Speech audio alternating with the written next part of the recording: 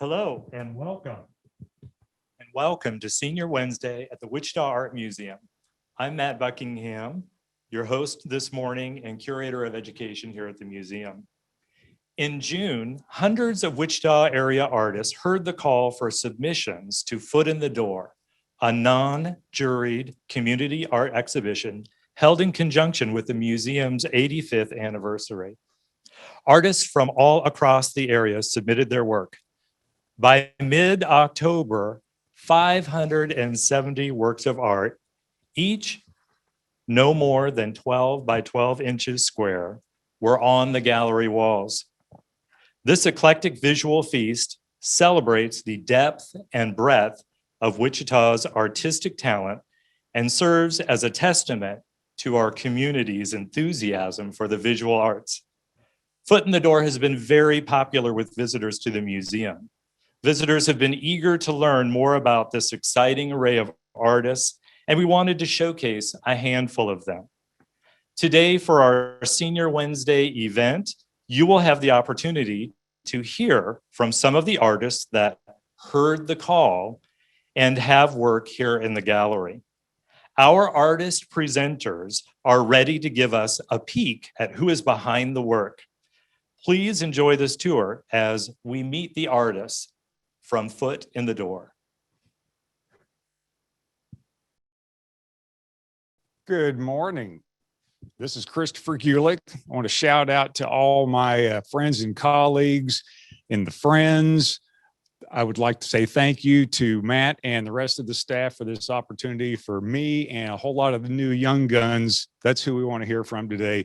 Old guys like me, you've seen this stuff before, which is why I've got this piece here called Negative Space. It has to do with my mindset of how I see art as a fan of art, as a collector. It also goes into my design training from my mother. I was born of an artist of all kinds of mediums. Some years back, I had to explain to one of my brothers, he was watching me kind of just doodle around in my sketchbooks. I don't really draw things. I don't draw portraits or landscapes. There are people who are really, really good at that. And I'm very well trained in how to go about it, but something happens between my brain and my hand and it just goes bleh. So most of my drawings are hand scratching ideas for potential future sculpture. Negative space is one of the things I focus on when I'm responding to either a room or an area outside or inside, or even in, I use magazines for sketchbooks. I'll see a picture of a pretty room or an ad or a model in a fashion magazine, and I essentially respond to the space around that person, place, thing, or what they're wearing, how the tree grew or died, anything that has to do with a composition of a car parked on a street, and I draw around those things. I like to fill in that negative space. Part of my past, what do we call them? The artist statement. Yeah, you got to come up with a whole bunch of pretty words to get people's attention so they can hear this part. Science and other things like this have found that there is nowhere where there is nothing. So that's kind of part of my artist statement. So when this came up, I heard about this Foot in the Door. I went, oh, this will be a lot of fun. So my wife asked, so what are you going to do, hon? Do you have a piece you want to already put in there? Are you going to build a piece? I said, no, I just want to write a message. And that's how this came up. The wire that I use a lot of copper and bronze and brass wire of all kinds of gauges. And for some time, I've been writing some words here and there. And I thought, oh, well, negative space. And so this isn't the piece. This is just the title. The piece is right here, this dead spot in the wall that's empty. There's nothing there, but you see something there because all of my fellow artists around me have framed. This is the frame around that. And then I get to also give a nod to everything around me. It's a community. This is a massive community. And I am just so grateful that after many years back in the 90s and the early 21st century, that all these new young guns have come up, and all the rest of us, like many of my colleagues, we get to sit there and go, they're doing great. And I'm really happy to see this. So I'm going to cut it short so I don't do something that they have to say, oh, I better not talk like that guy. But come on, if you have not seen this show, get on down here. The composition is fantastic, and I'm looking forward to seeing the rest of you.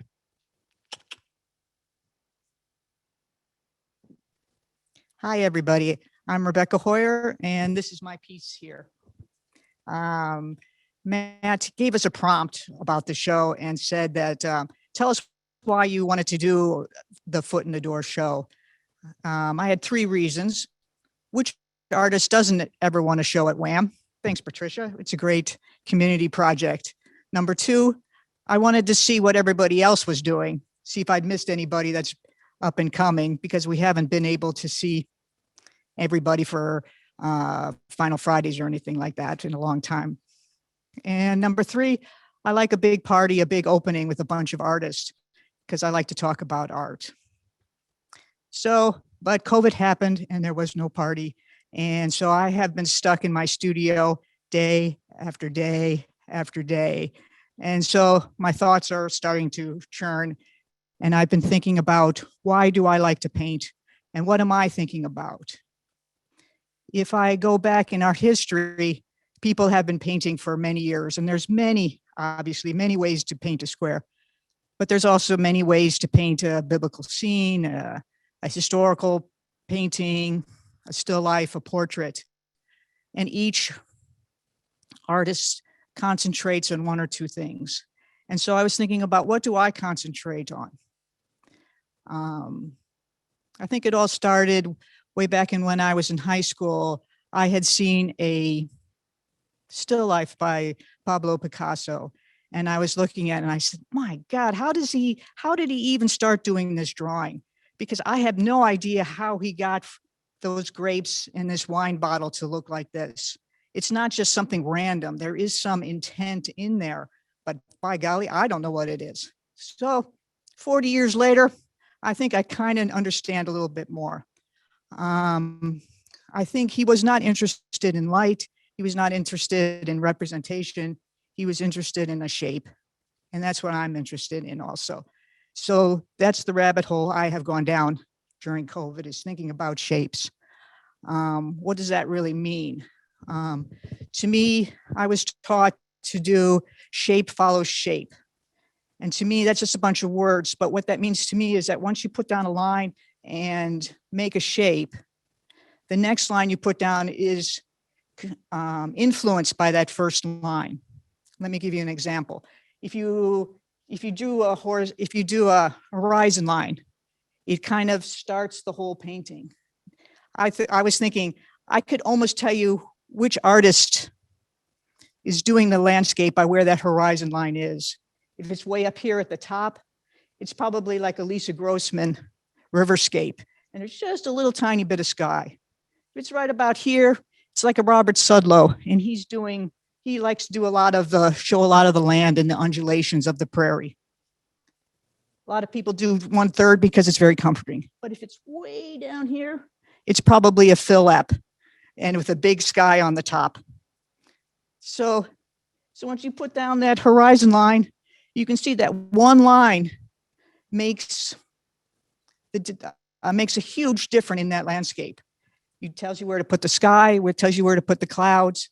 And then after you have those 2 lines in, then you have to figure out where you're going to put that damn barn. So to me, it's all about shape following shape. It seems a little new agey, but it's also about, you're in control, but you're also not in control. You're asking the lines and the shapes to tell you how to put the next piece in and how to make it balance, how to make it, it's kind of a puzzle, how to make it all work together. So this is what I do. I take a walk. I walk around College Hill because that's where I live and it's COVID. I look at houses, I look at trees, and I like that one of them is man-made and one of them is natural. And I try to think about how do they go together. I think about how to make this very complicated tree into a very simple shape. Does it overwhelm the house, or is it a tiny little red thing that's kind of welcoming? And just the other day, I drew a little house and the tree turned out to be almost like an umbrella sheltering the house. And it just warmed my heart and made me very happy. So this is the rabbit hole that I have gone down during COVID, is thinking about shapes and how they work together. And I hope it'll continue to interest me until I get the vaccine. Thank you. Hello, I'm Denise Jackson-Simon, and I don't have any formal training in visual arts. Most of my experience has been in the performing arts, but I've always had a love of art and an appreciation for it. But I'm new to art making, fairly new. That happened for me in the last, about 20 years ago. We'd moved into our present home, and we had a wall where I thought it needed a large striking piece. And I found the piece I wanted at a gallery by our friend Diane Lincoln. It was a mixed media piece that I absolutely fell in love with, but I didn't feel like I could get it at the time. But it did inspire me to come home and see if I could make a piece for that space. So I did, but I said I had to have everything in it had to be something that I had. I couldn't buy anything new. So what happened was a large African-inspired piece that was made out of fabrics, mud cloth, beads, seeds, raffia, broken jewelry, whatever I could find. And then the center focal piece was probably from an art card of an African man, and it was called The Teacher. And I was fairly pleased with it, and I hung in that place for quite a while. I used the art card because I do not have the talent of drawing or painting, but assemblage seems to suit me because I've loved to decorate and arrange living spaces for a long time. I've recycled, repurposed, reused everything as long as I can remember. I love a good garage sale. And I also have taught drama for 30 years. And so to me, as I've composed music or created these pictures on stage, they're like a composition to me, just on a different scale. So after that first piece, the next few years, I made just a handful for friends. And I was on a retreat with girlfriends, and I woke up the next morning and said, you know, I'm going to have my first solo art show on my 50th birthday. So I think that was about a year or two out at that time. So then I got very intentional about the hunt, and I started looking for bits and pieces of things that I thought would fit in assemblage. And I tend to be drawn to old things. I feel like they have a lot of architectural interest. I love the different shapes. I love the energy they hold. I love the mystery behind where maybe this little ornate piece of metal off of a lamp, where that lamp might have hung, or what door some doorknob was on. There's a lot of mystery to it. So I was really drawn to that. So I ended up making enough pieces for a show, and that was very satisfying and fun to do. And I sold several, and not just to friends. So that was gratifying and kind of encouraging. And so for the last 15, 16 years since then, I've continued to go on the hunt and find things that might be garage sales or around the house, or I'm not opposed to picking something up off the side of the road, whatever holds an interest to me and that might end up in a piece. So people will ask, so how do you come up with that? And then it's like, well, I really just get in the studio and start playing. I don't have any preconceived idea usually. Sometimes just the little bits and pieces will dictate the direction of the whole piece or inspire the piece. I have had a couple shows that did have themes. Basically, I made several pieces for a show around the holidays. It was part of a festival. And it was all out of vintage toys, broken game pieces, boards, that kind of thing. So they did have that theme running through them. I did one time that had the old silhouettes, black and white silhouettes. So all the pieces had those as a focal point, and then I would just pull elements out of the content, and they would end up in the piece. The last solo show I had, there was not really a theme to them, but I think almost every piece had part of an old antique photo album. I love using those, the back cover, some really great fabrics on them, or some really intricate metal hardware, or a cool image that might even be the centerpiece. So, but other than that, usually it's a matter of just getting in there and playing. And as far as the actual assembling, that's not my favorite part. I really like to do the design and the composition. When it comes to figuring out how it's going to hold together, actually my husband steps in and helps me with that a little bit. He's got a puzzle mind, so he likes figuring out how that's going to hold. And it's mostly things are glued, screwed, wired.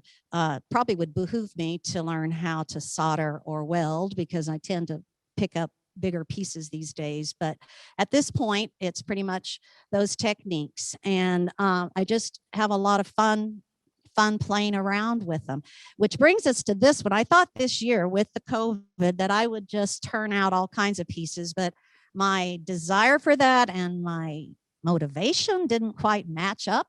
I think I finished 2 pieces, and then I saw the advertisement for this show and I thought, oh, wow, the Wichita Art Museum, a piece in the Wichita Art Museum, how cool would that be? And then I thought, oh, piece in the Wichita Art Museum. Then it's going to have to be spectacular and my best piece of work and museum worthy. And so I kind of let it go. But it came back and I let go of that thought and thought, let's just see if I can do it. The second challenge was working in that square. I don't think I've ever made a square piece or a rectangular piece. Most of my things have stuff jetting off the sides. I've got maybe a violin bow coming off a side, or part of a broken antique clock on the top, or some kind of metal hardware off of an old lamp off the bottom. They're not square. So I happen to have the background piece is I think it's monkey wood. It's a tray that was exactly 12 by 12. So I thought if I can stay within that, I'll give it a shot. So I did, and what came out, I don't really know how I even went about it, but this is what happened, and I was fairly pleased with it. And I thought, well, that will work for this show. So I was honored to be included in it, and I appreciate you listening to my story. Thank you. Hi, my name is Lily Guillen. I am a third-year graduate student at Wichita State University. I will be getting my master's in studio art. This is my piece right here. It's titled El Acto de Purgar. It's actually part of a 3-part series, and it's Spanish for the act of purging. So my work that I've been making, this body of work that I've been working on during my master's, has been really mostly about dealing with the domestic violence that I grew up with, and kind of seeing the ways in which religion has kind of played a part in that. So I was born in Mexico, but I was raised in Illinois. And throughout the past few years, I've kind of learned through therapy and through taking classes, just kind of learning and just really sort of finding out that this is something that I grew up with. So I've just kind of been using art to sort of deal with that. When I was working on this sort of body of work, I was really looking at old Christian art. And so as you can see, I used the gold leafing. That's like sort of like the major sort of reference to Renaissance art. But I also used matches to create sort of the frame that goes along the frame of the piece. But if you look closely, you can see that the matches are actually burned. So it's sort of a way for me to let go. So in Catholicism, we have this idea of like purging, so purgatory. So I was able to use fire and actually light the matches to let go of these sort of experiences instead of thinking about what purgatory is actually supposed to be. So I think I forgot to mention, I grew up strictly Catholic. So there's a lot of ideas ingrained in my mind that I've been rejecting the past few years. So in terms of my process, I typically start with a photograph and then I print it out and then I just abstract the human body. So the body in fragments is something you'll really see a lot in my work, and that's because traumatic memory is fragmented. So sometimes you remember things a little bit different than they actually happened, or you don't remember everything. So that's why I use the body in fragments. So this particular piece, and there's two other pieces that go with it, are about a specific moment in my childhood with the sort of the main abuser in my family. And I think I was probably about 7 or 8 years old. And I just remember how that person used to hug me and I felt really uncomfortable. And so I remember like the breath on my neck, the way they would move their hands up and down my back. So each of the three pieces highlight a specific part of my body where I felt really uncomfortable.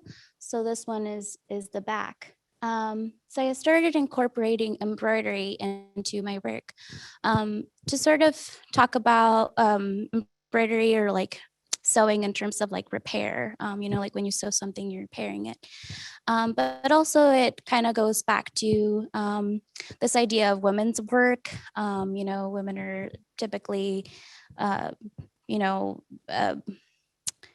they're the ones sort of associated with, sewing and embroidery and all that thing and all those things. But with my work, even though I am a woman, I'm sort of taking it a step further and making it into more of like a more, I guess, higher art. I hate to say that, but like it's not your typical, I'm going to sew this shirt together. It's, it's a piece of art. So it kind of also challenges this notion of what embroidery and women's work is supposed to be. And yeah, I think that's all I have. I'm really glad to be a part of this show. I think it looks great. And there's, a few of my friends that are in here as well. And I think it's just amazing to see what all, these people from Wichita or around Wichita are doing. So thank you very much to the Wichita Art Museum for doing this. Thanks. Hello, my name is Angela Rangel, and I am a local artist. I want to thank the Wichita Art Museum and those affiliated for giving me the opportunity to speak about my work today. This ceramic wall tile right here is the piece that I will be speaking about today, and I have prepared something to say. Stand up and stand by, he directed the white supremacists. When the looting starts, the shooting starts. He threatened the Black and brown people in the streets protesting for their lives. One day, it's like a miracle. It will disappear. He lied to Americans as hundreds of thousands perished in the pandemic. Grab him by the pussy, he boasted of assaulting women to his misogynistic friends. Make America great again, he and his supporters exclaimed, ignorant to the trauma inflicted upon Black, Indigenous, and other people of color living in these supposed United States. The past 4 years exposed the lack of progress we have made as a nation to address the ugly past of our country. Decades of racism, segregation, homophobia, and misogyny swept under the rug as we teach our children the whitewashed version of American history in an attempt to erase the generational trauma that an overwhelming amount of people experience in America. Although this piece features several infamous quotes by someone who shall remain unnamed, the focal point of this piece is a quote by Alexandria Ocasio-Cortez, casually known as AOC, which states, "Let this moment radicalize you." She said this in a live discussion she posted in response to Ruth Bader Ginsburg's passing when half the country was in a panic, when Ginsburg deserved a national mourning. She posted this after McConnell stated that he would not honor Ginsburg's dying wish to leave her seat open until the election, despite leaving it open just 4 years prior when Scalia passed in Obama's last year in office. That blatant contradiction is a reason to be radicalized. Any racist or misogynistic quote spewed by the most recent former president without consequence is a reason to be radicalized. The unnecessary deaths of over 400,000 Americans due to lack of COVID response is a reason to be radicalized. Brown women forcibly sterilized at the border is a reason to be radicalized. Indigenous people left without clean drinking water on reservations is a reason to be radicalized. Black people lynched by civil servants in broad daylight is a reason to be radicalized. The attempted overthrow of our democracy by white supremacists is a reason to be radicalized. Although that 4-year period is over, the fight for equality and reparations is not. Our democracy is fragile and our nation is divided. It is easier to desensitize and detach from the heaviness of the current state of our country, but we mustn't stop advocating for those oppressed by the system. America can't be the best country in the world if the best treatment only applies to those with fair skin and perfect English. And although there are new people in office, there is much work to be done. And the responsibility to heal America is not on the shoulders of Black people. It is the responsibility of those who possess white privilege. It is imperative that white privilege is used in a positive way that will uplift and defend Black and Brown people and amplify their voices and experiences. And if you aren't aware of ways to enact this invisible power, or you are feeling uncomfortable, do some research of your own to educate yourselves, because being ignorant at this point is a choice. There is nothing wrong with admitting fault and choosing to seek knowledge. That is a part of growing as a person. Some of you may be feeling hesitant to feel hope for a brighter future. So remember that hesitance to trust in something or someone after they have wronged you and gaslit you for the 4 years is a trauma response. Systemic change is not something that will happen overnight, but that doesn't mean that you can't feel hopeful that better things are ahead. Let your empathy for others radicalize you. We may not agree politically, but we are all one human race. But forget not that others' experiences do sadly vary based on the color of their skin. We are all capable of feeling pain, sadness, and anger. So be understanding when people react for being attacked for something that is completely out of their control. I'd like to conclude my talk with a quote in celebration of the resilience and power of Black history by a profound Black man I follow on socials named Kermit Ray Thomas. My Black brothers and sisters, you are Black history. Waking up, going to school, getting a job, living in this world and accomplishing anything, that is Black history. So celebrate, because the fact of the matter is they tried to stop you before you were even here. Thank you. Hi, my name is Helen Veazey-Heying. I'm 10 years old, and this is my artwork that I'm going to be sharing about.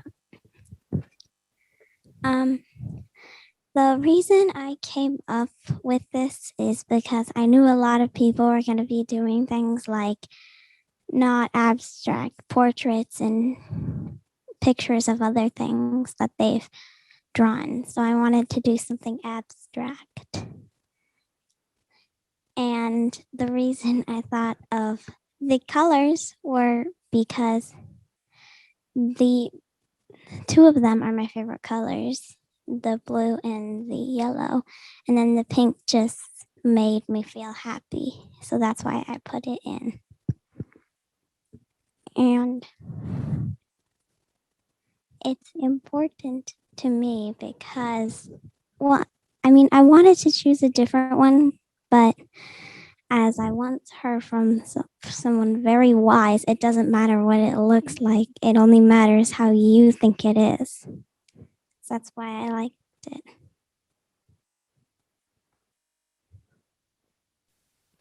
Hello, my name is Michella Tripoli. This is my painting right here. It is entitled Thrive, and it's an older painting of mine. I think it's 2016, so it's a couple years old now, but it is still one of my favorites. I've been painting for about 6 years now, and I don't have any formal education, but I can just say I'm self-taught. I've always had a passion for art. Whether, as a kid scribbling in my little notebooks or drawing on all my homework assignments. But I've always enjoyed creating no matter what it was. And I've always enjoyed nature. So I think that that kind of grew into a larger passion for art the older I became and the more that I created. I started off drawing, and then I hadn't got into painting until high school. Actually was when I was given some of my first painting assignments, and I remember really hating to paint. I was not used to it at all. I was only used to pencils, where it's you make a mark and that's the mark it is. There's not a whole lot else to it. With painting, I found it was very challenging because there's so many different marks that you can get with one brush. It's all about your pressure. It's about the way you load your brush up. All that was very overwhelming for me, very scary. And I realized very quickly I had a lot to learn. It wasn't until after high school I had gotten a job at Pinot's Palette, where we teach paint and sip classes. And I remember being also very scared to work there because I was not really considering myself a painter at that time. So I had to really kind of figure it out and kind of learn as I worked. So I did kind of teach myself how to paint through teaching these very simple, fun paintings. And the more I painted, the more I realized, this is something I really enjoy and I really want to keep painting. So I did make more paintings and kind of just stopped drawing after that. I was like, I'm going to be a painter now. And I did. Again, my passion for nature and just the beauty that we have around the world definitely inspired a lot of my art. I would say growing up in Kansas, we have, beautiful nature here, but it's, you do have to kind of look for it. You have to kind of seek it out. So whether it's a very small little ladybug crawling in the grass, or, it's like you have to really zoom in, you have to pay attention to it. You have to find that beauty. And I've realized that attention to detail as well was something that inspired a lot of my art. So a lot of my paintings have very fine details. In this one in particular, there's very small little mushrooms. There's very tiny little vines and plants growing on her. So I really, anything I do, I love to pack in the detail. And I just like to also kind of see if I can get it realistic, but kind of a more dreamy effect to it as well. So it's just kind of my style that has kind of taken on its own life throughout the years. With this painting in particular, Thrive, the meaning behind it is basically just what the title is. It's just somebody that is embracing themselves and finding the passion within themselves to grow and to become a better person, physically, mentally, spiritually. So this is just kind of the representation of that. She's growing, she's thriving. So that's still one of my favorite pieces because I always consider myself growing. With painting, with anything, I never want to stay stagnant. I always want to keep learning and keep trying to improve every day. So I still continue to plan on painting as long as I'm alive. That is my goal. And thanks again, Wichita Art Museum, for having me. This is amazing. I'm just honored to be in this show with all these other amazing artists. Definitely come check out the show if you haven't already. Good morning. My name is Sara Reimer-Farley, and I am delighted to be here. Thanks to Patricia and all of the staff for this exhibit. It's been a lot of fun. This is actually the second time that I have had my foot in the door at the Wichita Art Museum. In 2007, the Wichita Art Museum had a traveling exhibit from the Shelburne Museum in Vermont of historical quilts. And the Prairie Quilt Guild, of which I'm a member, was asked to curate their own show of contemporary quilts that would be concurrently held. And my quilt, one of my quilts, was juried into that. And that was a thrill to walk through the door and to see my work on the wall of the art museum. This too has been a thrill to join all of these artists, including my husband and my 2 youngest grandchildren, with art in the show. This quilt is, this truck is my quilt. It's called Blue Before. And it represents some of the work that I'm doing now, but some of the work that's developed over the years. I started quilting when I was 15. I wouldn't say at that point I was a quilt artist, but I was learning a lot of technique that was going to serve me well throughout the years. I'm drawn to color, to pattern, to texture, rhythm, and stories, always stories. And the quilts that I make are a result of my play with these various elements. I use both traditional and original designs in my quilt making, as well as traditional and non-traditional methods. And as I said, this work, Blue Before, is an example. The context for this quilt, the story, in other words, behind it, is the much loved truck of my father-in-law. It was a truck he called Old Blue. And as I remember it, it was a 1964 Ford 100.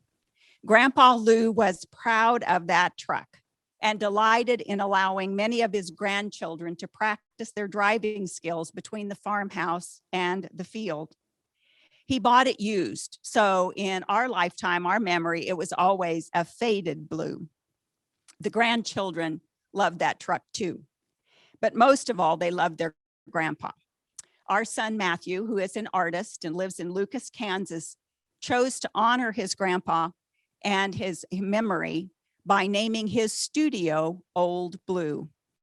And he, in fact, painted a mural on 2 sides of that studio based on the Ford logo in the colors as true as he could get to what the original colors of Old Blue were. At about that same time, I went to an international quilt show in Houston, Texas, and there I saw a series of truck quilts made by various quilt makers. I was quite intrigued with it, but also very inspired because of Matt's work with Old Blue. And I decided I wanted to make an Old Blue quilt for him. I immediately, and I mean immediately, started looking for fabric, buying some at that show that I thought would be the perfect color for Old Blue. Over the years, I continued to collect fabric, sketch out some different designs, but nothing really settled for me until I saw this invitation to join in at the Foot in the Door. That defined the space. I had the theme, the topic in mind that I wanted, and so then I really began to work. I chose to use for the background of this quilt a tessellating F block, which is an original block for me. It's not one that I've seen used before. F works great for Ford. It also works for Farley, so you can take it either way. And I had a lot of fun building that background. Once the background was done and I began to cut out the pieces for the sketch that I had of Old Blue and laid them on that background, they all faded away because the value of Old Blue was the same value as the background that I had. I could have changed the background, but since I liked the background so well, I decided that I would change the color of the truck instead. And so I set aside all of those fabrics I had collected, and I went looking for fabrics that would have been truer to the way blue would have looked when it was new. So I ended up drawing my pattern on freezer paper, and then I cut out the small pieces and applique them, stitching them together into larger sections before I apply them to the back. So here you see Blue, what Blue was like before she became Old Blue. That obviously, there was a good name change with that. This is a machine quilted piece. And then after I was finished with it, I took it to the frame shop and had them stretch it like you would stretch a canvas and then frame it for me. I find quilting a satisfying time and way to spend my work, to use the color, to use the rhythms of the lines, the shapes, to give meaning to the stories that I want to tell. And thank you very much for this opportunity to share.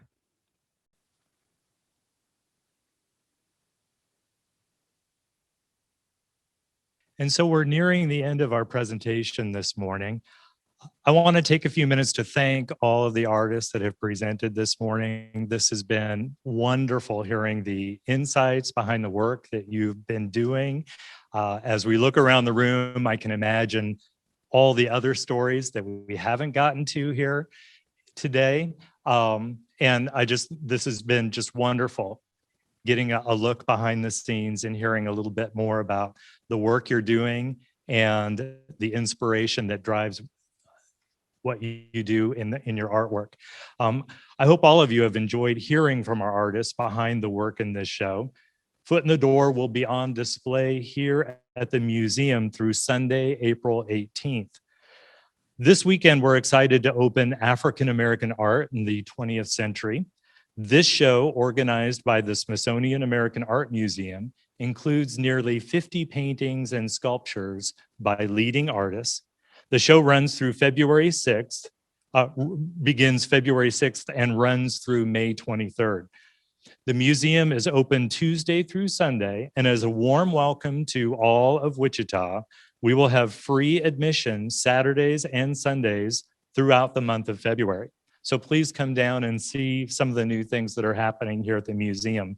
Other events on the horizon include a presentation by Dr. Kevin Harrison from WSU, inspired by the 2020 killing of George Floyd. Dr. Harrison created the Breathe Project.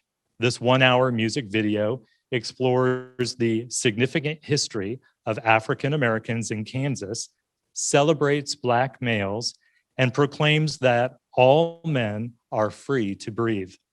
This presentation will be offered online via Zoom Tuesday, February 23rd from 6 to 7:30. Pre-registration is required for this event, and please see our brand new website for details. You can also find details in our WAM views.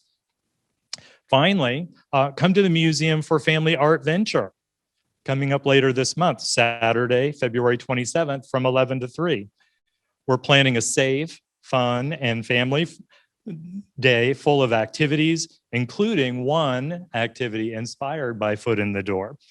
So thanks for joining us this morning, and we hope to see you soon here at the Wichita Art Museum.